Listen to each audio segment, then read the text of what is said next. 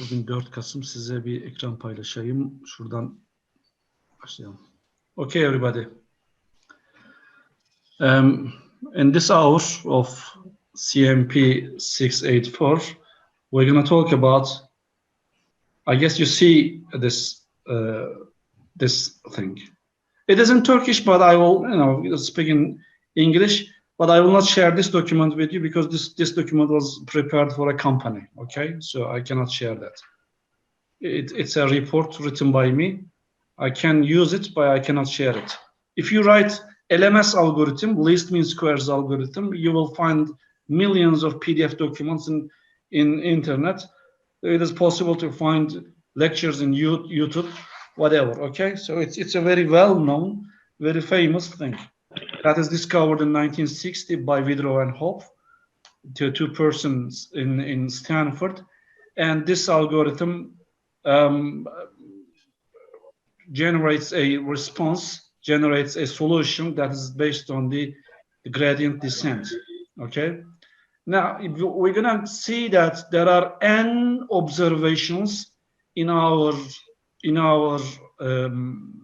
let's say, bag, okay? We have n observations, and we would like to develop a curve that fits those n observations in some optimal way. So when you say in some optimal way, you have to define what is your measure to accept something as optimal, and what is your method to reach that optimal, okay? Well, in this hour, we will not go into the details of data prep, data elimination of the outliers or whatever. You tell me the data set, I give you the model, okay? So I will not I will not question your data set. If there are outliers, there are outliers, okay? That is the topic of another course, okay? This is not this one. There are several variables and meanings, okay? There are capital N number of observations. X is the m by 1 vector, that is the parameter vector of the unknown model. A is a matrix, that is n by m, okay? B is the measurement, or the right-hand side of the equation, that is n by 1. J is the cost function. Well, f is a function of two, is a scalar function of two vectors, and capital E is the error vector. Is that okay? Yes, no? Yes. And in equation number 1, you see the structure of my model. I mean, you tell me a number of observation points. There are capital N observations, and I would like to develop a model that is a1 times x1, a2 times x2, okay, a m times xm. I add them up, that's a linear model, and obtain the response. What I would like to do is to match the right-hand side of my equation by using this model. Okay, sorry for that, that a call from the ministry. We're gonna find the unknown values of our parameters. We're gonna rewrite this equation number 1, as shown in equation number 2, okay? That is called a1 times x1, a transpose times x vector. That is, the coefficient vector is given there, as you see, the a1, a2, dot, am, and the unknown parameters vector is on the right-hand side, that is x1, x2, and xm. And we obtain one observation by taking this inner product, okay? And if it is possible to do the separation, that is, we say that makes it this representational linear. We take the pseudo inverse, okay, that is this one, and solve the model in terms of the squared error, mean squared optimal sense. Okay, we will see how that works in detail and how we can do if the model is not linear. We can still use the algorithm, but in those cases, we will be using some iterative methods as we will discuss in the coming weeks of this course, okay? That is artificial neural networks, and we will use some iterative algorithm like error back propagation or Levenberg marquardt to obtain those parameters. But here, we are starting our model development approach by the use of least mean squares. And this algorithm works as a single shot algorithm. In one matrix operation, you obtain the values you are seeking here, you are looking for here. Okay, in 2, x is the value of the unknown vector, and in one step we determine the value of that algorithm. Okay, this algorithm is not specific to this computer engineering course. It is not specific to electrical engineering. It is used in engineering, it is used in pharmacy, medicine, or it is used wherever you would like to develop a model that is necessary. Okay, you have data and you are looking for an approximate model, then you can follow the least mean squares algorithm. Okay, it is used for training of a machine. Okay, well, that is how our data looks like. Okay, how our data looks like. We have several observations. Okay, those are our observations, and we mix those observations in some average sense to obtain an approximate value of the right hand side, b's. Okay, we may not be able to obtain the right hand side exactly, but our algorithm will show us in some optimal sense it is possible. Okay, this is A1 column, this is A2 column, and this is AM column. Those are the observation points. In the machine learning literature, these are called, those variables, let's say, are called predictors. Okay, and on the right hand side we have the responses. Okay, I will write this as in a matrix form. A is defined as this double dot and equality. This means that A is defined as given here. There are n observations, n rows and m parameters. Okay, and this is n by m matrix, which is going to be multiplied by an m by 1 unknowns vector to produce n by 1 b vector. Okay, and this equality produces an equality. This matrix equality produces an equality in each row of it. Okay, and this is the demand of the data from the model. Okay, every row expects, it says realize me. Okay, implement me. In the first row, the equation is like you see in the fourth equality, like A11, A12, dot, dot, dot, A1M transposed times the x vector is written by that is A11, A12, dot, dot, dot, A1M times these unknowns vector produces this equality. And we would like to obtain B1 on the right hand side. If not, it is not equal to B1, just be as close as possible to B1. Okay, so we have B1 on the very right hand side, and if our model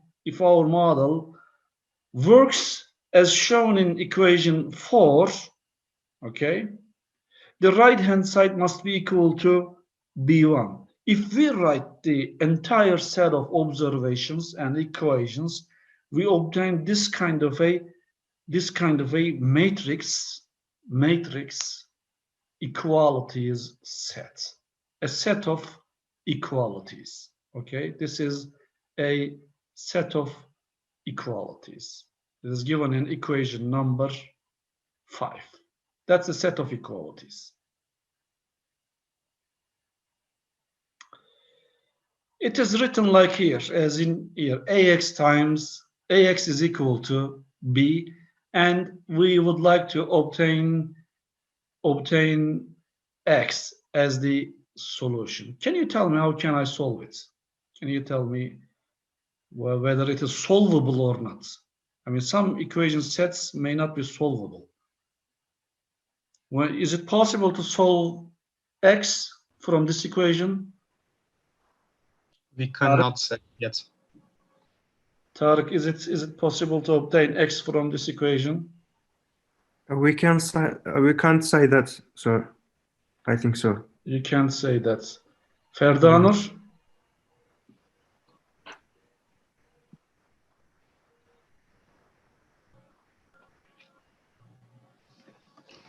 B. Okay, what is x for this equation set? For this set of equations, what is x? Can I solve it? The question is, when is this solvable? How can I solve it? If there is a transpose of A matrix, it can be solvable. So, how? So X equal B multiply A transpose. B multiplied by A transpose. Any other idea? Not the transpose, but the inverse. İlker says that not the transpose but the inverse. This is good, İlker. Well, no, my first thought would be you multiply both sides of the equation from the left. If you multiply by A inverse, then you obtain X is equal to A inverse times B. Right? Yes. Then X is solved. Okay?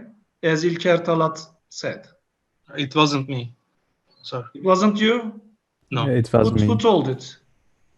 Me, Oz. Oz. Okay, as Oz said, X is equal to A inverse B. Is that okay?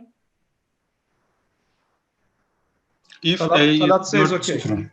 If A is invertible, we can do that. If A is not invertible, good. If it is invertible, you can do that. Now, just notice that A is a real matrix. Its dimensions are n by m. There are capital N observations and there are m columns. So it is not square. Then you cannot take the inverse of it. If it was a square matrix, then, oh yes, you would be right. You would take the inverse. If it exists, then you would find the solution X, but it does not have an inverse. So what? This list mean squares solves such interesting problems. If, well, there are few parameters, many observations. A matrix is like this, okay? It's a tall matrix, okay? There are few parameters, but many observations. There is a tall matrix, okay? So it is not square. Let's say there are several hundred parameters, but few observations, then it's a flat matrix like this, okay? Again, it is not square, and you will not be able to take the inverse, and you must find a way to do it, okay? So, taking the inverse of matrix A cannot be an alternative since n is typically not equal to m, okay?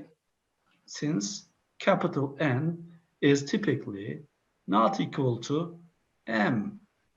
Because of that, you cannot take the inverse of A, so you have to find another way, okay? So, in the application side, I mean, n might be greater than m or vice versa. Then you would like to, you need to find another approach. Well, you see the equation number 7, but let me read the paragraph before that, okay? There is this equation, AX is equal to B, and I multiply both sides of this equation from the left by A transpose, okay? If you multiply both sides by A transpose from the left, you're going to obtain A transpose A times X is equal to A transpose B. Fine? Are you there? Yes. Now A transpose A is a square matrix that is invertible. Okay?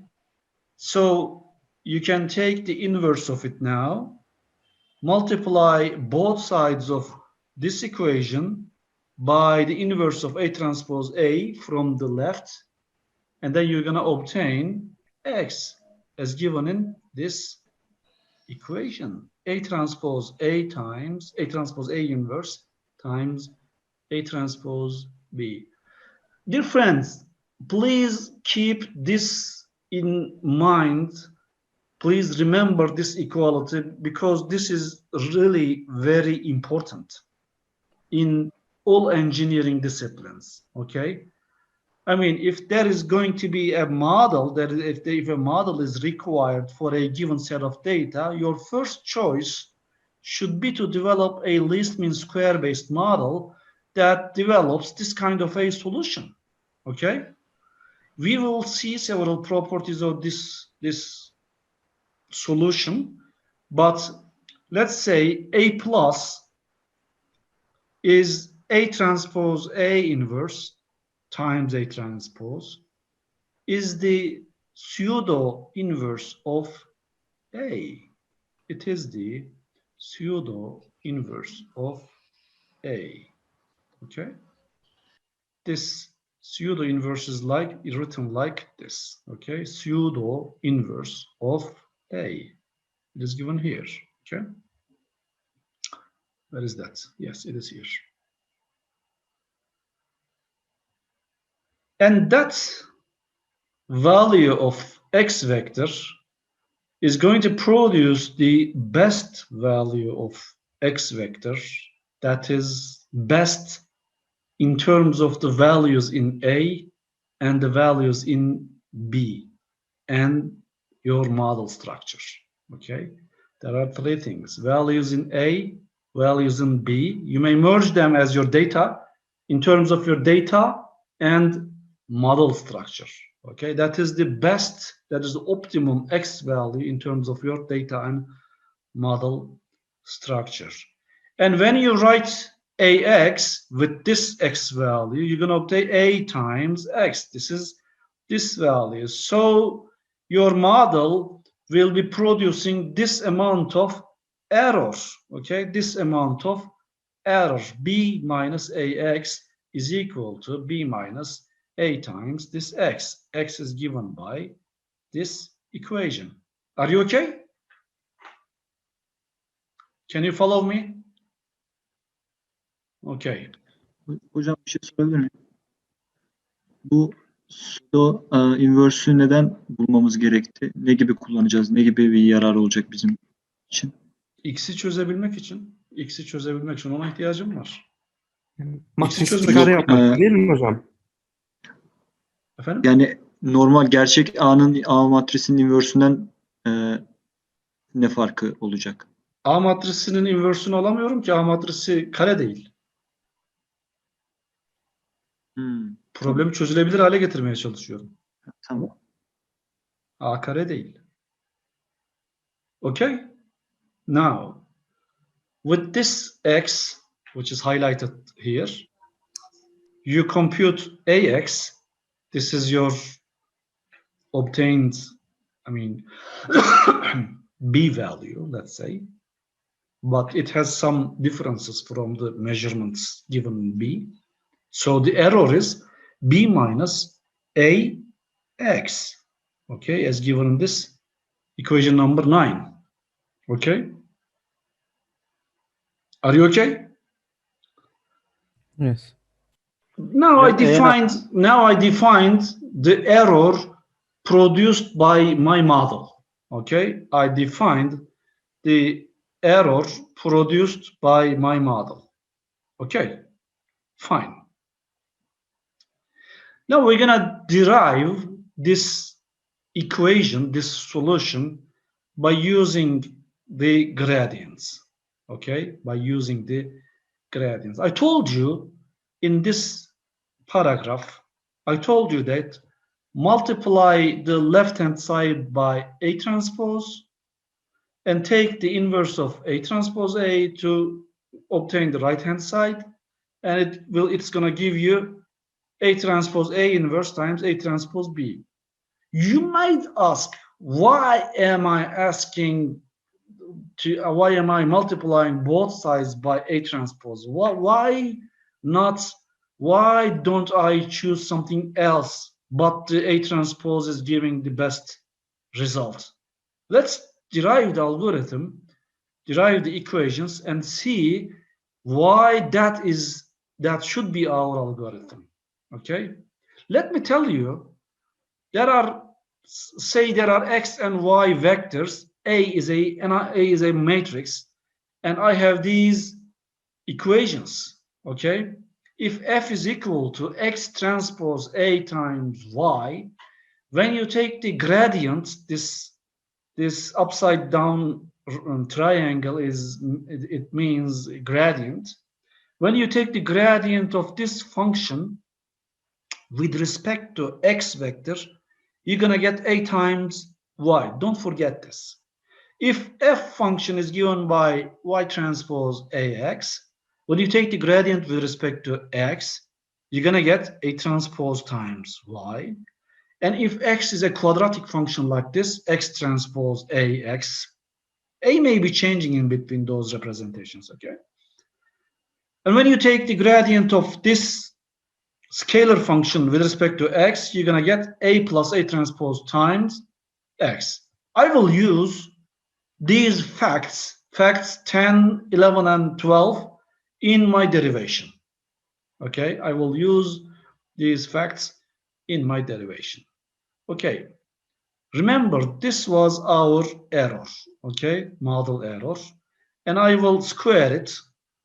That is my cost function, E transpose times E, okay, and it is equal to B minus AX transpose times B minus AX. It was a vector.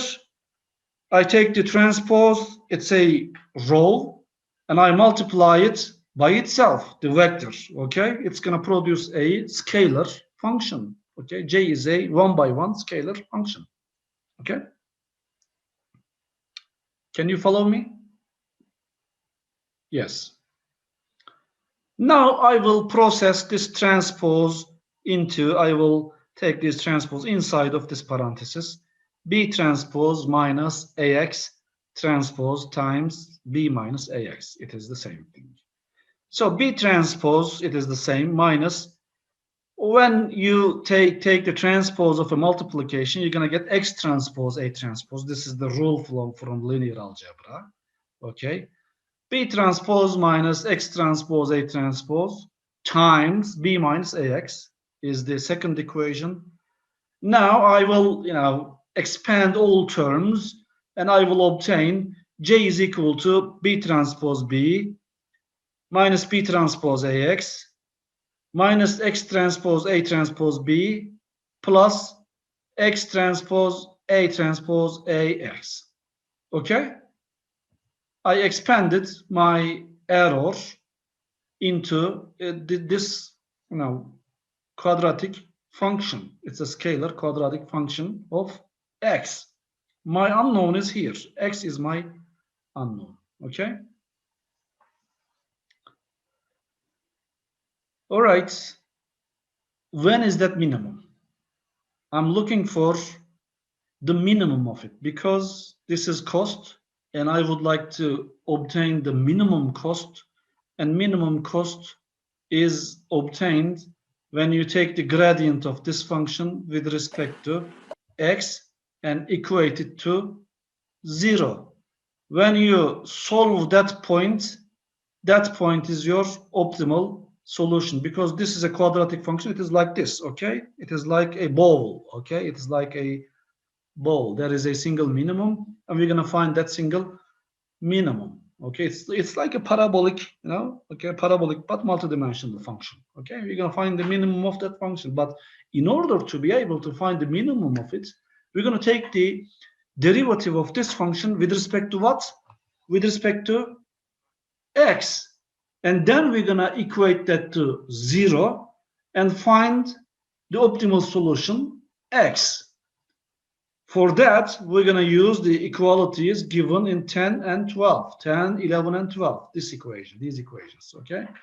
We're going to implement the rules of vector differentiation and obtain the solution as given here. Let's take the gradient of j with respect to x. That is my j. Okay, I will take the gradient of this j, it is within the parenthesis, as shown in equation 15. Well, gradient is a linear operator, so we can apply all those terms. We can apply the gradient to all those terms, separate the gradient of b transpose b with respect to x, gradient of b transpose ax with respect to x, gradient of x transpose a transpose b with respect to x, gradient of this quadratic term with respect to x. We're going to take the gradient with respect to x, okay? X is on the right hand side, x transpose is on the left hand side, x is on both sides. Remember, x is on the left hand side, x is on the right hand side, x is on both sides. Okay. Let me explain one by one.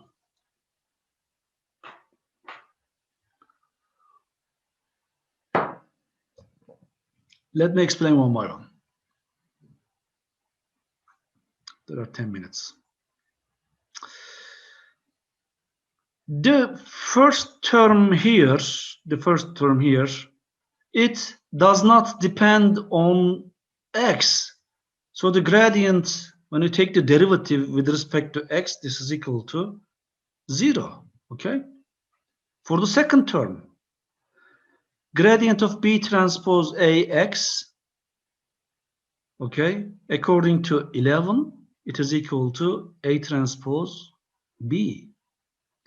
For the third term, use the relation 10, it is here, relation 10, it is here, it is equal to a transpose b. Okay, when you take this gradient, it is a transpose b. For the last term, the quadratic one, for this term, we're gonna have this equation. Gradient with respect to x is equal to a transpose a plus the transpose of a transpose a. That is gonna produce 2a transpose ax. Okay, it is gonna produce 2a transpose ax. Now collect the terms.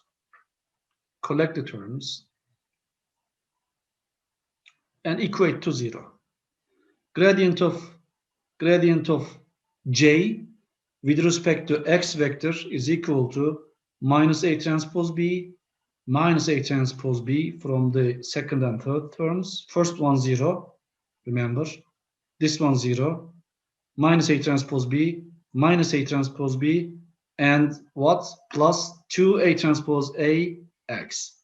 This is equal to this expression, all right? Equate that to 0 and solve for x. X is equal to a transpose a inverse a transpose b. All right? Are you there? Yes, no? Okay. So if I go back to the very early part of this paragraph, okay? I told you that I am going to multiply the equality by a transpose from both sides on the left, okay?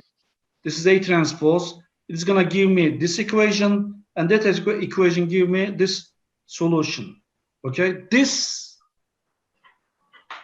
procedure is not arbitrary, okay? This procedure is intuitive but not arbitrary. Okay, I have now shown you that this is via these gradients and explicitly writing the error equation, explicitly taking the derivatives. First term is 0, second term is this one, third term is this one, and the fourth term is this one, and combine all those 4 terms equate to 0, and you're going to get x is equal to A transpose times A inverse A transpose B. Okay? Now you ask me questions. Whatever you didn't understand, you tell me.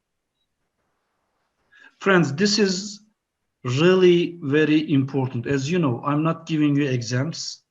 The goal of this course is to teach you, okay? Not to give you stress, is to teach you, because you are engineers from very different disciplines. And please tell me if you didn't understand, because I really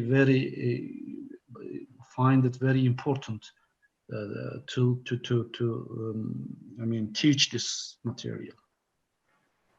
Hocam chatten yazdım ama kaçırdım galiba cevabı. Dokümanı paylaşacak mısınız bizimle web sayfasında? No. This is not a shareable document. If you write least mean squares algorithm, you will see that there are many PDF documents from many different sources. And, you know, this is a research course. So there is nothing ready here for you. You can listen to me, but if you didn't understand, ask me and go to internet and make your own research, okay? It's not a classical course, okay? Doğan, is everything okay? I'm trying to follow up. Not clear all I will give examples. There are a number of examples. At the end of the second hour, you will see that it's really something very nice, okay? There is something I may be missing. In the top of the document, there was the pseudo inverse of A. So yes, it is this one.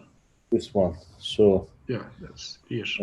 The following pages and equations are the path to the derivation of this equation, right? Yes, that's correct. Okay. Any other questions? You were going to put linear algebra lessons to lessons websites. I guess you forgot it because I need it actually to understand this gradients. I forgot updating the website, you say? Yes. Okay, I'll do that. Okay, thank you. I'll do that. Okay. Are you convinced? I mean, there is this kind of an algorithm. Probably some of you guys, maybe from those from mechanical engineering or electrical engineering, may know it. Are you convinced? There is this kind of an algorithm that produces a solution, and an instructor is telling that this is really very useful. Okay, there is the second method. There is another method that, I mean, since I find it very important, I will try to give you an intuition about how to derive what is the geometric meaning of this kind of an algorithm, okay? What is the technically or mathematically geometric meaning of this kind of an algorithm, okay? So